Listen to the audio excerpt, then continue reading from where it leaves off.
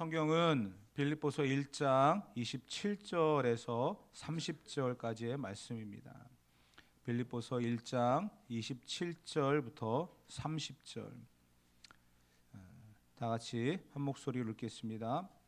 오직 너희는 그리스도의 복음에 합당하게 생활하라. 이는 내가 너희에게 가보나 떠나 있으나 너희가 한 마음으로 서서 한 뜻으로 복음의 신앙을 위하여 협력하는 것과 무슨 일에든지 대적하는 자들 때문에 두려워하지 아니하는 이 일을 듣고자 함이라. 이것이 그들에게는 멸망의 증거요 너희에게는 구원의 증거니 이는 하나님께로부터 난 것이라. 그리스도를 위하여 너희에게 은혜를 주신 것은 다만 그를 믿을 뿐 아니라 또한 그를 위하여 고난도 받게 하려 하심이라. 너희에게도 그와 같은 싸움이 있으니 너희가 내 안에서 본 바요 이제도 내 안에서 듣는 바니라. 아멘. 우리가 2024년도 교회 표어가 복음에 합당하게 생활하라고요. 지난 시간에도 복음에 대한 말씀을 드렸고요. 이제 오늘 또다시 반복하는 이야기가 복음에 합당하게 생활하는 것. 어떻게 하면 우리가 복음에 합당하게 생활할 수 있을까에 대한 이야기를 똑같은 본문이지만 우리가 다시 한번 묵상해 보면서 접근해 보려고 합니다. 자신의 신분에 어울리게 살아가는 것은 마땅한 거죠. 당연한 겁니다. 그런데 그렇게 살아가지 못하는 경우들을 우리가 많이 보게 되어지죠. 예를 들어서 제가 목사라고 하는 신분을 갖고 있습니다. 근데 목사답게 살아가지 않는다라고 한다면 많은 비난이 있겠죠. 그런데 제가 목사로서의 삶을 살아간다? 그러면 사람들이 이야기할 겁니다. 당연한 건데 뭐. 근데 사람들의 시각은 당연함보다는 그러지 못하는 데에 더 관심을 가질 때가 많습니다. 어쩌면 비난거리를 찾으려고 하고요. 어쩌면 내가 하지 못하기 때문에 그 사람은 할 수 있을 것이다라고 하는 기대감, 그 기대감이 무너지기를 또 바라는 것들도 있을 것입니다. 그렇게 살아간다, 그렇게 살아야 된다, 참 부담이고요. 그렇지만 그렇게 살아야 되는 게 마땅하고 당연한 일이죠. 사람이 사람다워야 되지 않겠습니까? 사람이 짐승처럼 살아갈 수는 없는 거죠. 학생이 학생처럼 살아가야죠. 군인은 군인답게 살아가야 되고요. 어른은 어른답게 살아가야 되는 거예요. 자기의 신분이 분명히 있다는 거예요. 근데 그러한 신분을 망각한 채 그렇게 살아가지 않을 때 문제가 되는 경우가 많이 있죠. 교회가 교회다움을 잃어버렸다? 이건 끝난 거예요. 그거는 더 이상 기대할 수가 없는 거죠. 많은 사람들이 그렇게 살지 못하기 때문에 그렇게 사는 것을 기대합니다. 교회에 기대하고요, 성도에게 기대한다는 거예요. 그 기대감을 무너뜨려서는 안 된다는 것을 다시 한번 우리들에게 각인시키는 시간이 되었으면 좋겠습니다. 그리스도인이라고 하는 것, 성도라고 하는 것, 이것이 우리가 마땅히 살아가야 될, 우리의 주변의 사람들이 우리를 보면서 그렇게 살기를 기대하는 그러한 모습들일 겁니다. 그것이 무너지지 않도록 우리는 살아가야 됩니다. 그것이 오늘 본문의 핵심이고 우리에게 가르치고자 하는 바울의 권면의 내용인데요. 당연한 것이 특별함이 되어서는 안 되는 거예요.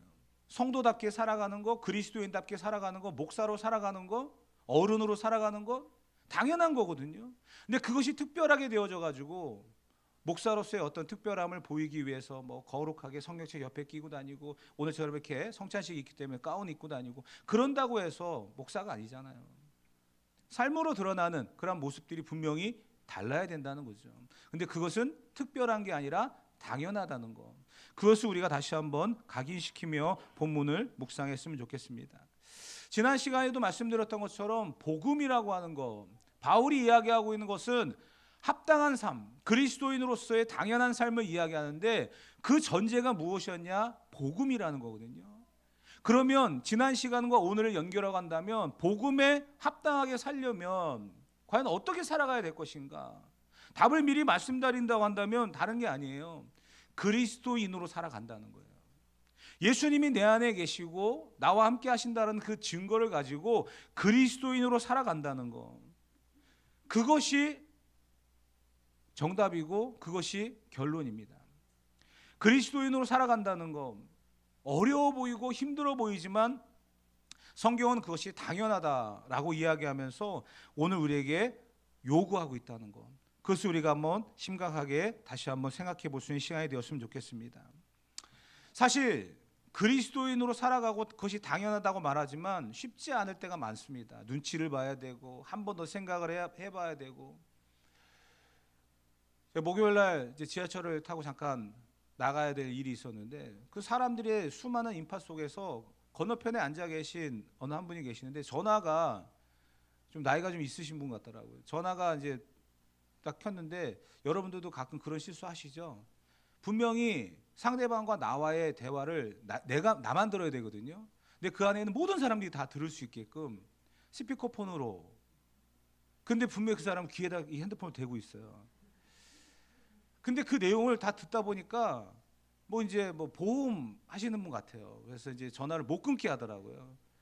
보통 그런 상황이면 전화도 끊고 미안합니다. 사람이 많은 지하철이니까 나중에 전화합시다. 뭐 이런 식으로 해서 거절할 수도 있는데 계속 거절하려고 하면은 안 됩니다. 뭐 하면서 계속 뭐 얘기를 하시는데 굉장히 그 상대방의 그 목소리 톤과 진행하는 그 방식이 굉장히 좀 세련되고 잘 하시더라고요. 그래서 못 끊으시는 것 같아요.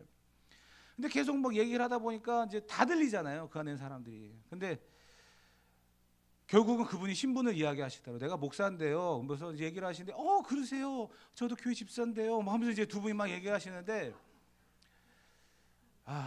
저는 분명히 그 맞은편에 있으면서 제가 명찰로 제가 목사 뭐 이렇게 달고 다니는 게 아니잖아요. 가운을 입고 있는 것도 아니고요. 성경책을 들고 있는 것도 아니고요. 근데도 계속 얼굴이 붉으락 푸르락 하면서 저 대화는 좀 멈췄으면 좋겠는데. 그런데 제가 이제 내리면서 어떤 분인가 이렇게 싹 봤어요. 근데 그분도 미안했는지 이렇게 고개를 푹 숙이고 그리고 전화를 받고 계셨던 거예요. 근데 다 들린 거죠. 사실 우리가 그리스도인으로 살아간다는 게 생활의 어떤 모범 또 삶의 어떤 그런 부분들에 있어서의 또 도덕적이면서 바른 그런 모습들도 반드시 공유가 돼야 되는데 그러지 못할 때가 굉장히 많이 있죠. 그렇기 때문에 오늘 이 말씀 속에서 우리가 도전을 좀 받아야 되고 다시 한번 생각을 해봐야 될 부분들이 분명히 있는 것 같습니다. 참 힘들어요. 그래서 우리가 하나님의 은혜를 구하고 하나님이 나와 함께 하시기를 기도하는 그러한 모습들이 있어야 됩니다. 자기 중심적인 삶을 벗어나서 하나님이 나와 함께 하시는, 하나님이 나를 도우시고 붙들어 주시는 그러한 힘으로 우리가 살아가야 된다. 결론을 미리 말씀을 드리는 거예요. 복음에 합당한 삶, 또 다른 결론이 있습니다. 왜냐하면 이것은 성경 전체가 이야기하고 있는 거기 때문에 복음에 합당한 삶을 살려면 어떻게 해야 되느냐? 오늘 본문을 벗어나서 또 다른 결론을 내린다고 한다면 하나님을 사랑하고 이웃을 사랑하는 거예요. 그게 복음이라고 이야기합니다. 우리가 실천할 수 있고 우리가 그렇게 살아야 된다라고 성경 우리에게 말씀을 하고 있습니다. 복음에 합당한 삶, 성도로서의 합당한 삶, 하나님을 사랑하고 이웃을 사랑하는 것.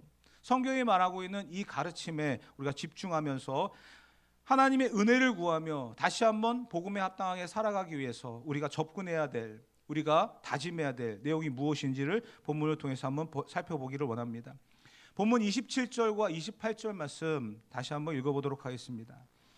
오직 너희는 그리스도의 복음에 합당하게 생활하라. 이는 내가 너희에게 가보나 떠나 있으나 너희가 한 마음으로 서서 한 뜻으로 복음의 신앙을 위하여 협력하는 것과 무슨 일에든지 대적하는 자들 때문에 두려워하지 아니하는 이 일을 듣고자 함이라.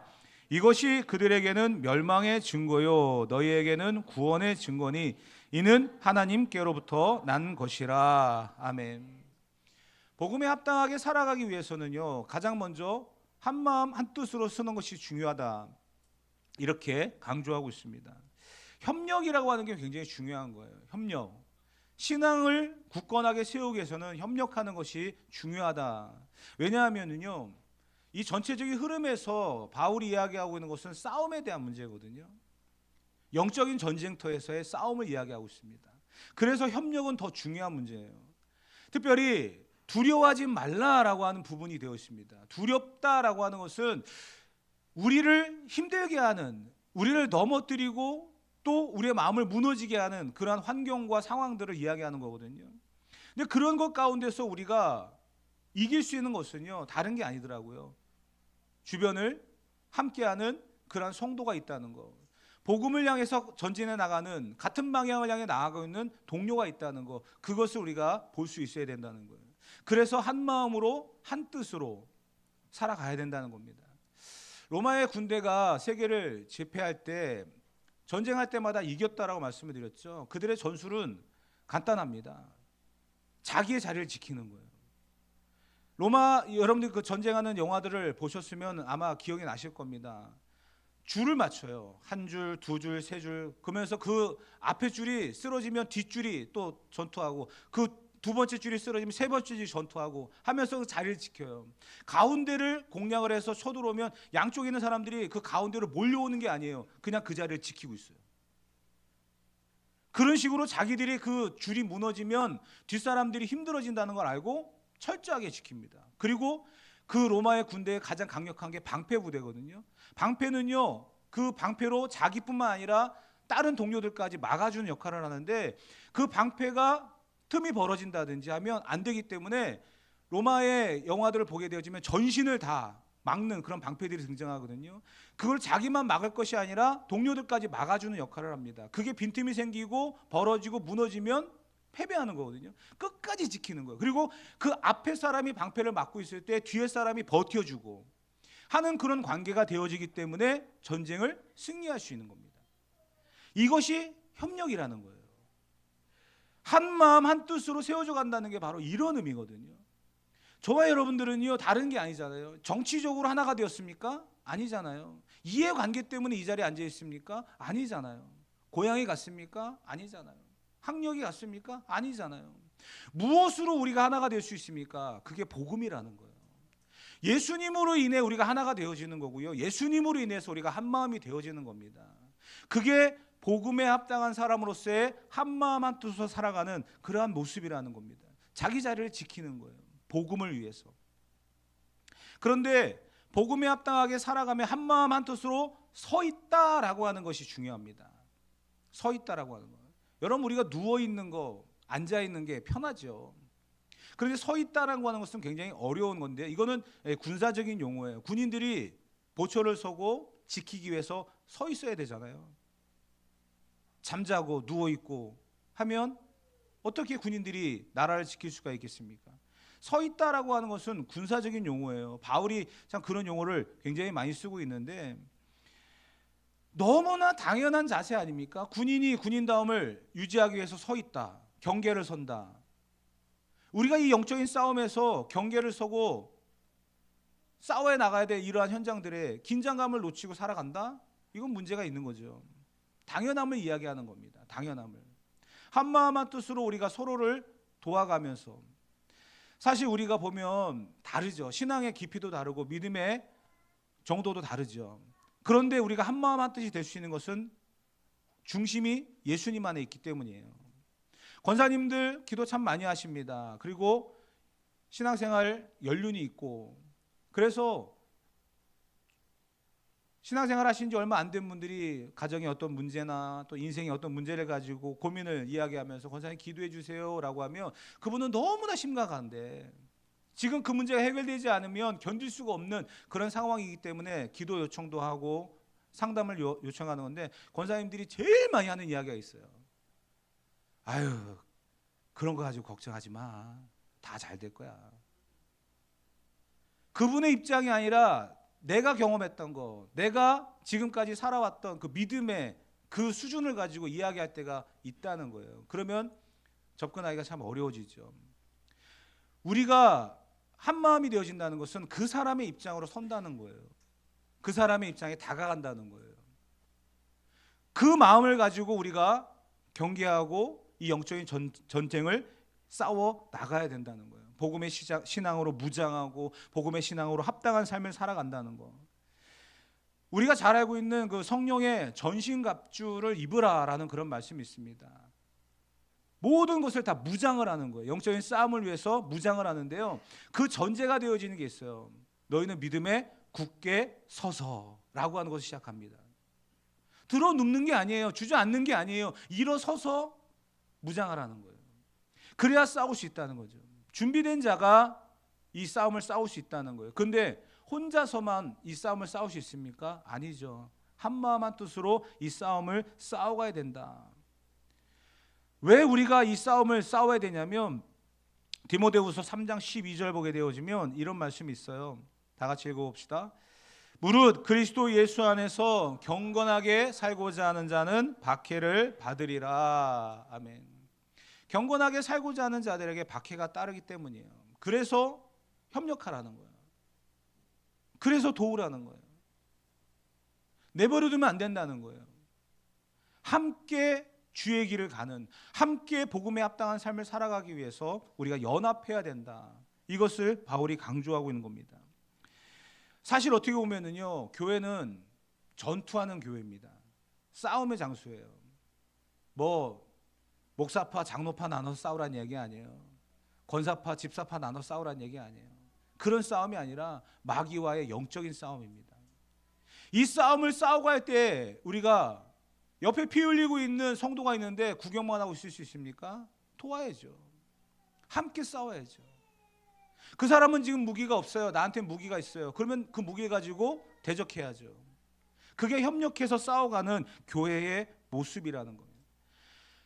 복음으로 살아가는 성도들의 삶에 당연히 따라오게 되어진 이는 고난과 박해 때문에 바울은 이야기합니다. 두려워하지 말라고.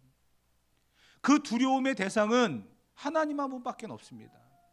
그 두려움이 우리에게 다가왔을 때 믿음이 무너지고 삶이 무너지는 사람들을 너무나 많이 보게 되어집니다. 그런데 여러분, 우리가 이제 놀이동산이나 이런 데 가보면 그 뭐 유령의 집이나 뭐 이런 어떤 두려움의 그런 장소들이 있어요. 분명히 있어요. 근데 그 뻔히 알잖아요. 알면서도 당해요. 괜히 들어가 보면 갑자기 관뚜껑이 열리면서 그냥 뭐 누가 튀어나오고 천장에서 뭐가 뚝 떨어지는데 보면 인형이고 다 알아요. 다 압니다. 근데 가끔 가다가 막 움직이는 게 있어요. 사람이 분장하고 나오는 거 막. 괜히 그냥 깜깜하게 만들어 놓고 막 그냥 좀 빨간 빛 나오면서 좀 깜깜하게 하고 막 이런 어떤 분위기 때문에 우리가 두려움을 만나는 거지. 사실 그 사람들이 그 안에서 있을 때에는요, 다 불 켜놓고 있거든요. 준비해야 되니까. 깜깜할 때 어떻게 준비합니까? 다 불 켜놓고 준비하다가 이제 누가 들어온다 그러면 불 딱 꺼놓고 자기들도 준비하는데 그 사람들도 무서워요.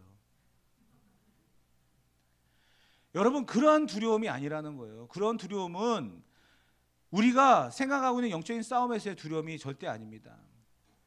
내가 목사답게 살지 못하기 때문에 누군가 예수님을 믿지 못하게 되어지는, 내가 성도답지 못한 삶 때문에 전도가 안 되는 이 영적인 싸움의 현장에서 나타나고 있는 그러한 일들 때문에 우리는 두려워해야 되는 거예요. 하나님이 두려운 분입니다. 세상의 모든 것들이 두려운 게 아니에요. 하나님이 두려운 분이에요.